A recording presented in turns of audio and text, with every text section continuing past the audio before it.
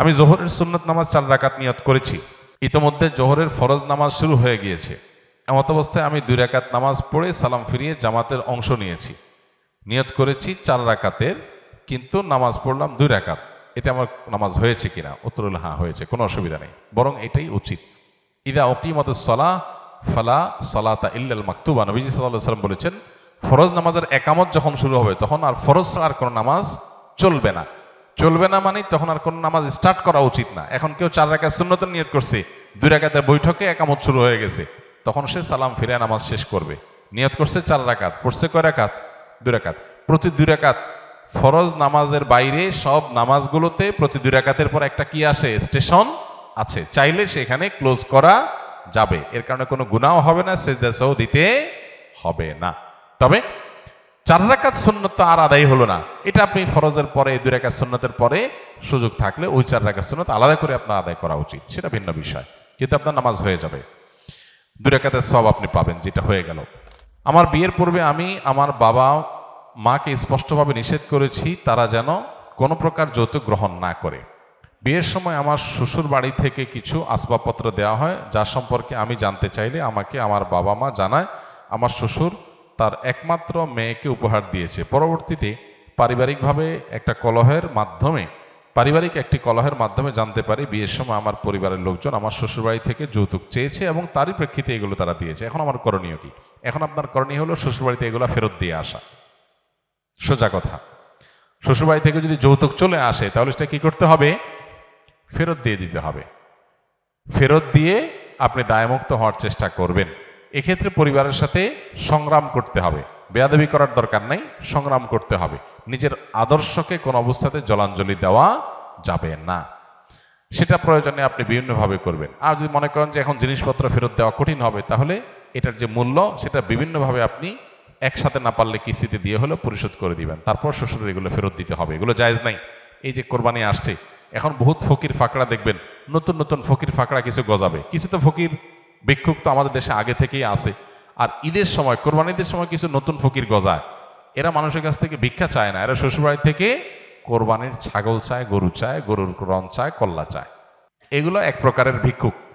তো আল্লাহ তাআলা এই ভিক্ষুকদের অভাব দূর করে দেখ, তাদের মানসিকতা আল্লাহ সংশোধন করে দেখ। আমার বিয়ের সময় আমার স্ত্রীর বয়স কম হয়, ইসলামিকভাবে কালিমা পড়ে আমাদের বিয়ে হয়, কিন্তু বাংলাদেশে প্রচলিত আইন অনুযায়ী বিয়ের কার্যক্রম করা হয়নি। আমার বিয়ের সময় আমার পরিবারের মুরব্বীগণ আমাদের দেনমোহর ধার্য করে 5 লক্ষ টাকা।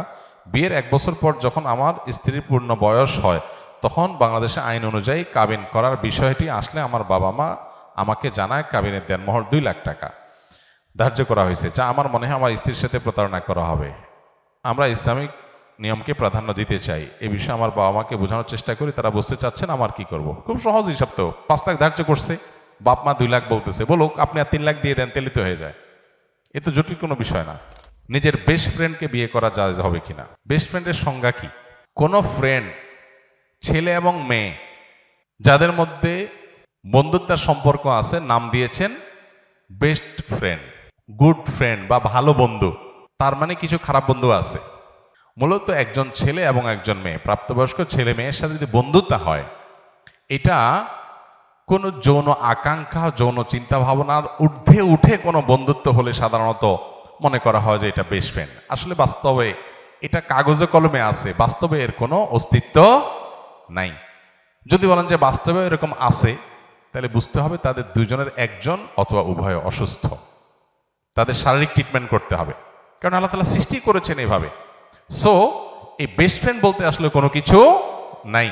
গায়রে মাহরাম সবার সাথে বিয়ে করা, আপনার যদি মাহরাম না হয় তাহলে সে আপনি নাম দেন best friend, only friend, just friend. জেনা করার জন্য বহু এরকম শব্দ আপনার জেনাকে স্বাভাবিক করার জন্য বিদেশিরা ছড়াইছে, সেটা আমাদের সমাজে চলে আসছে। বিধায় এটা বেস্ট ফ্রেন্ড না, এটা বরং ব্যাড ফ্রেন্ড।